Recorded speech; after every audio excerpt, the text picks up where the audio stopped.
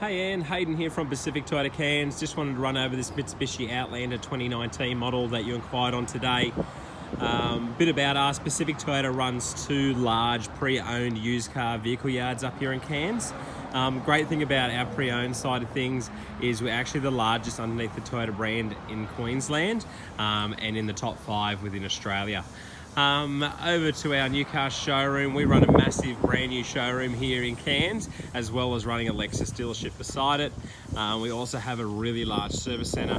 It's actually the biggest in Cairns, servicing over 100 cars a day for Toyota brands and mixed in that sense.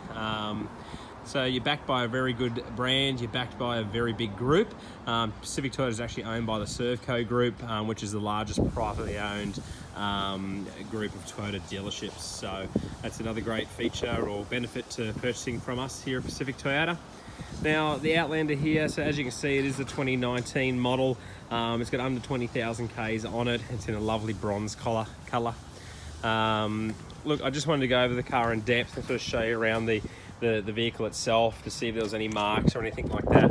So I'm just going over the front bumper here because this is the most common place where you usually will find a few bits and pieces. But looking at this car, it's in really good condition.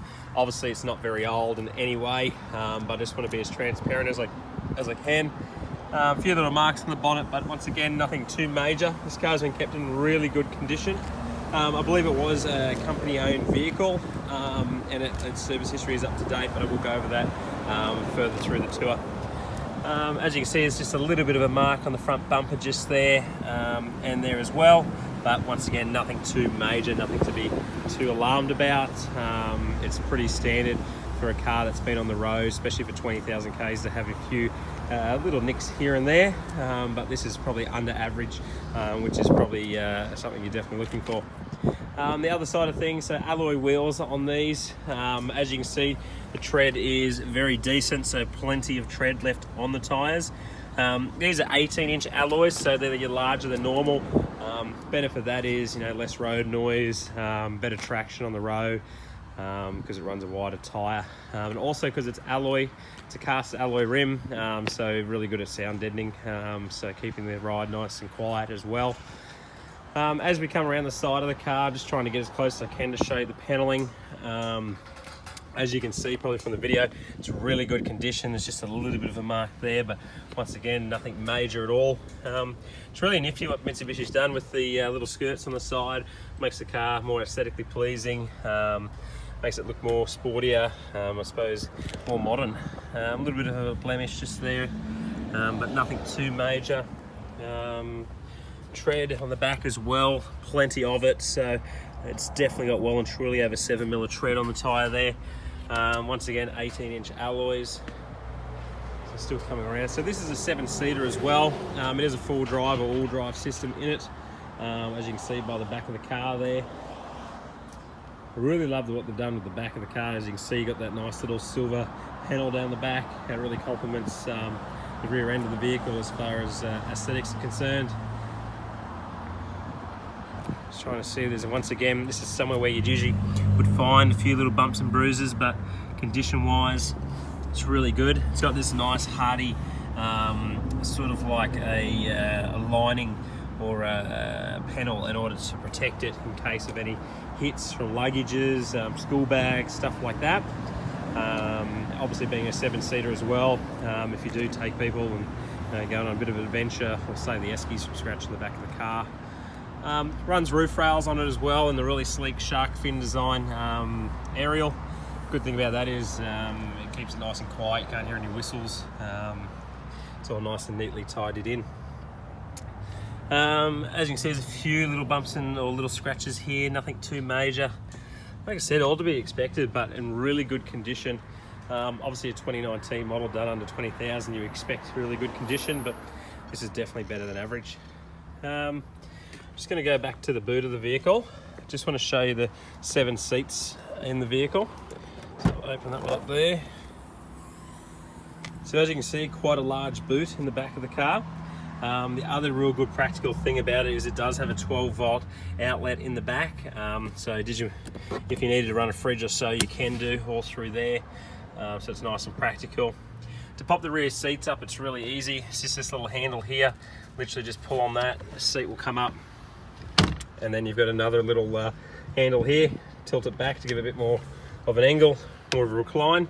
You got the headrest. So I do that with one hand. My other hand was holding the camera, obviously. So nice and easy. It's not hard work. So if you do need to go out to a restaurant and you've got 6 or 7 of you, you can do in this car. So it's a little bit more accommodating. So I'll just pop all that back down. Okay, once again pulling that handle and then dropping it back down into it itself. The other little cool thing is to stop rattling around. You've got these little clips on the side for your seat belts. So they just sit in there like that, and that tucks in there like that, keeping it all secure. It also makes it easier for when you're getting people in and out. They can easily get the seat belts. So that's that there. The other big thing in the boot is they run these little compartments down here. So if you do have to run down to the store and you're going to use the boot, you can chuck the milk in there. It's not going to roll around. And any heavy objects that can fit in there, it's just going to minimise that from rolling around and doing any damage to the car.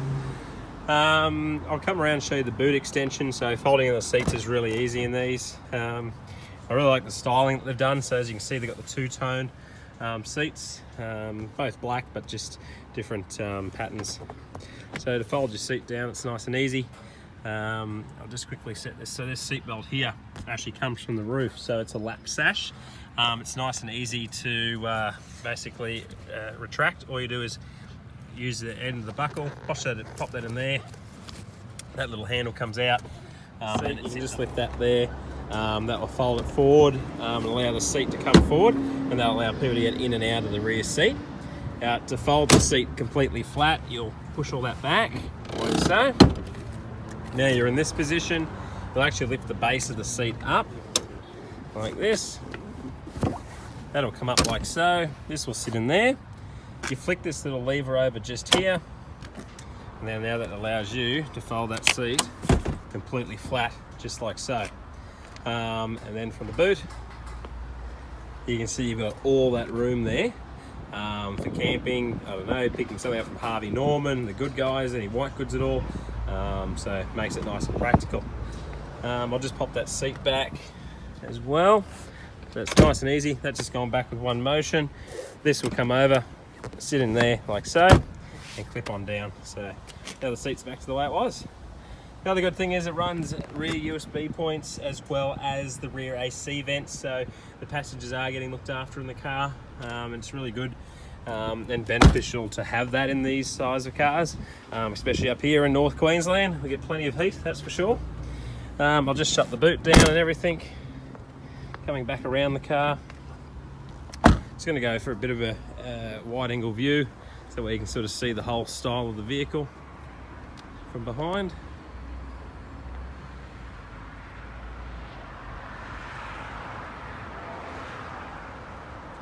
Like so. And then I'll come around to the driver's seat and show you a bit about the technology on the car.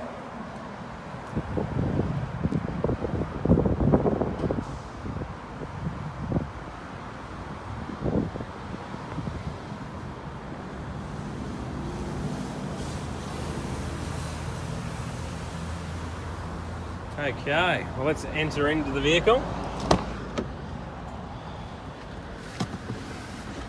Okie dokie, I'm just going to turn the car on, shut this door. So as you can see, it says close the hood. I do have the bonnet open because I'll show you in the engine bay once I'm finished in here. Now you've also got the nice big Mitsubishi Motors screen. You've got your dual zone climate control. Come down to USB connectivity as well in here. So just a matter of flicking that up there, you can plug USB in, and also you got your 12-volt power supply as well. As you move your way down, you got your gear stick, and then you go on to your full drive button. Now it's electric handbrake. Great thing about the electric handbrake, it's nice and easy. Foot on the brake, push it down, it's off, you don't have to worry about it, and then pull it up, nice and easy. Now the reason they do electric, it's beneficial in servicing and maintenance as well as practicality. When I say service and maintenance, it means the system's able to regulate how tight to put on the handbrake, saving from stretching and therefore less maintenance. You then got the full drive system as well, so that obviously engages all wheels, allowing to do a bit of light off-roading, gravel, stuff like that. Auto hold, it's a brilliant feature. So basically, think of getting to a set of lights, you turn that on. Once you get to that set of lights, that will basically, after 2 seconds of being completely stopped, your car will then hold in that position without having your foot on the brake. You can just sit there and relax. Once the lights go green, you'll tap the accelerator and that hold will release, then allowing the car to go forward. This screen up here allows you to do quite a fair bit of stuff. It does have digital audio. As you can see, you got your standard FM, AM, phone, iPod. So that can be done through USB connectivity in the iPod, or you've got Bluetooth auto if you just want to do it wirelessly. You also have apps available, so if you had a smartphone connected, that could be incorporated into it. Across, you've got your settings, you know, clock, day, night, etc. So you can customize the vehicle how you like it. Best thing about climate control is, you know, if a passenger wants a bit warmer or cooler, they can, and the aircon will accommodate them through each vent at the temperature that they want it at. Over the steering wheel, so you do have your volume controls and phone on the left-hand side of the steering wheel. So that has a lot to do with this screen over here. As far as basically turning volume up and down, it's beeping at me because I've got the radio on. You also got voice recognition, so once your phone's connected, you can say call such and such and it will do. Then you answer and hang up button just here should someone be ringing you. You then got your cruise control side of things on here.